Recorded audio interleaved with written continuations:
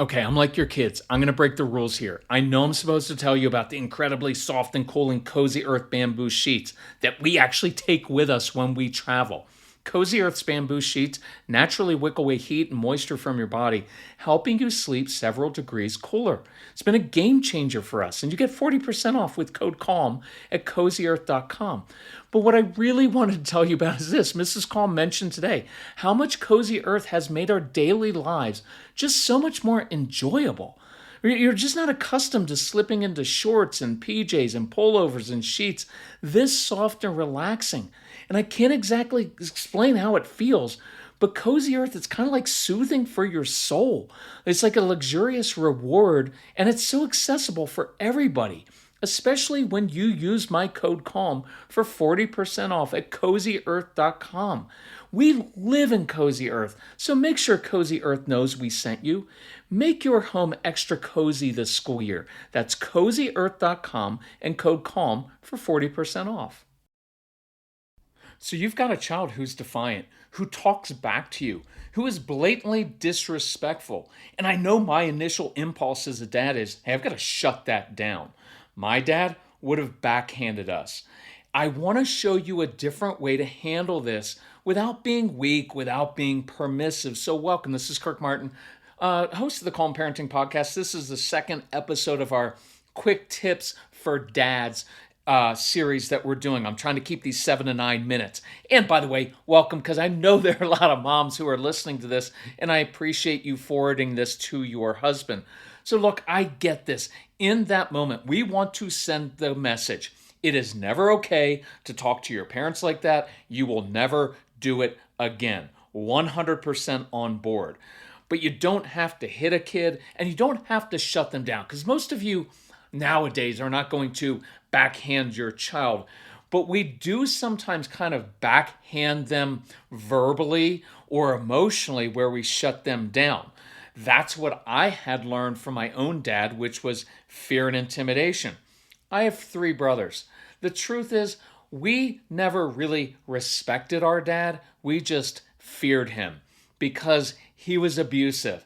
And I don't want, look, I can change a child's behavior through fear and intimidation. But then my child doesn't respect me, and it doesn't really change their heart inside. It just means they're afraid. And the downside to that is kids grow up afraid to question other authority figures. And you don't want that, because we want kids to respectfully question other people.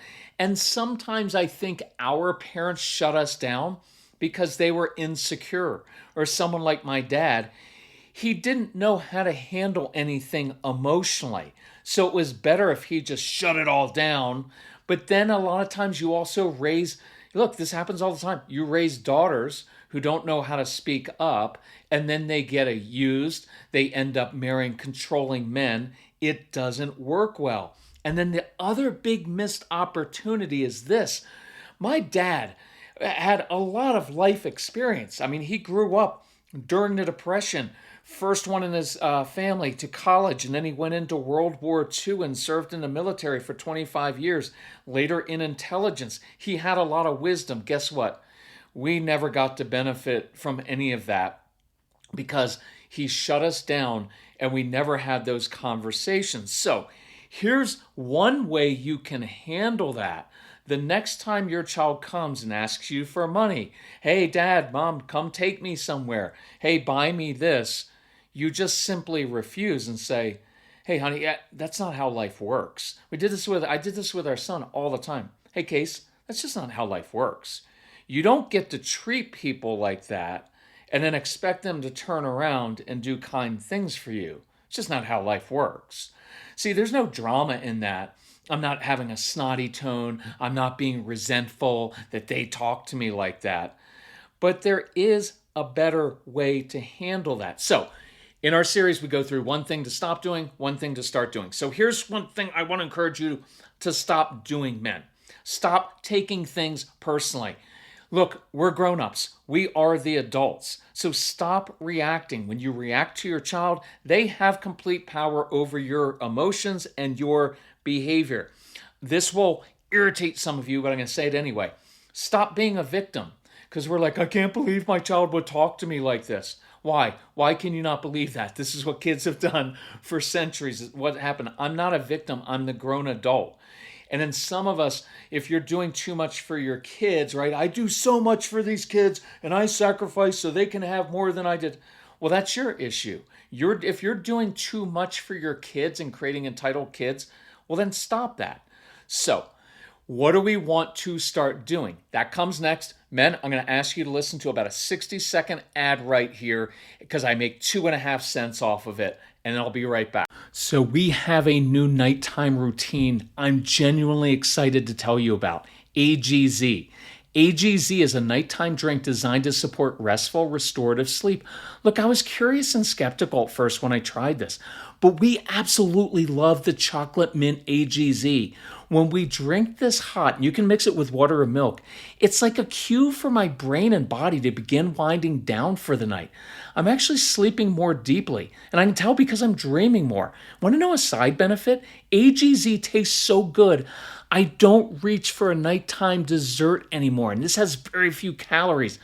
So, AGZ is infused with a combination of calming herbs, minerals, and adaptogens to help you wind down and optimize sleep quality. If you're ready to turn down the stress, and I know you are, focus on good rest, head to drinkag1.com/calm, and you'll get a free frother with your first order of AGZ. That's drinkag1.com/calm. Back. So what I want you to start doing is teaching your kids. Discipline literally means to teach. Teach and problem solve. Guys, we're naturally good at that. So think about this analogy. Say you have a really valuable employee at work, and this employee may be a little bit more emotional and intense, and that might partly be why they're so valuable because they're so good at certain things. But occasionally they'll go off. They get frustrated at the leadership of the company, i.e. parents, or at coworkers, i.e. siblings. And so you can fire this employee. You have that right to do, but this is a valuable employee and you've put a lot of time into this person. So you know what we usually do in the work world? We go and we find that employee and say, hey, let's go for a walk. Hey, let's go grab something to eat. And then when we're doing that, because now we've de-escalated, we say, hey, I'm curious, what's going on? What's going on now? And what are we doing? We're teaching. We're problem solving. We're making it very clear, look, this is not going to work for you. You will not stay employed at this company if you continue to lash out at people like this. But now I've heard you. I understand the frustration. So here's how you can handle it in a better way. You don't react. You don't take things personally. But now I begin to teach and problem solve. So look, we'll do that with an employee. But our kids are even more valuable than just an employee. And sometimes we just are kind of careless and we just lash out. I can't believe that my child would do this. So instead, next time, I encourage you, don't react. You can do the tougher approach of like, hey, that's just not how life works. But I want you to start doing with your kids, treating your kids, sometimes you treat colleagues at work or employees, where you're taking time and trying to understand, okay, I get where you're coming from, so let's do it a different way. And you're teaching and showing your employees how to be successful. Instead of just punishing your kids for messing up, let's teach them how to be successful and how to do it right so they have your wisdom. And I really want you to be the person that your kids, when they become teenagers, I want them coming to you, not to their friends, because their friends have horrible advice. I want them coming to you, dads. I want them to get your wisdom. And when you show, hey, I don't freak out when my child does something, I don't create a lot of drama around it. Well, now during the teen years, what I found is my son would come to me because I was the one person in his life and one thing that was not filled with drama. Okay, work on that this week. In a couple weeks on Wednesday, September 24th, I'm doing a whole podcast, 22 minutes on how to discipline and de-escalate when kids are defiant. So watch for that one. I appreciate you listening. All right, guys, lots of respect for you. If we can help you in any way, just let us know.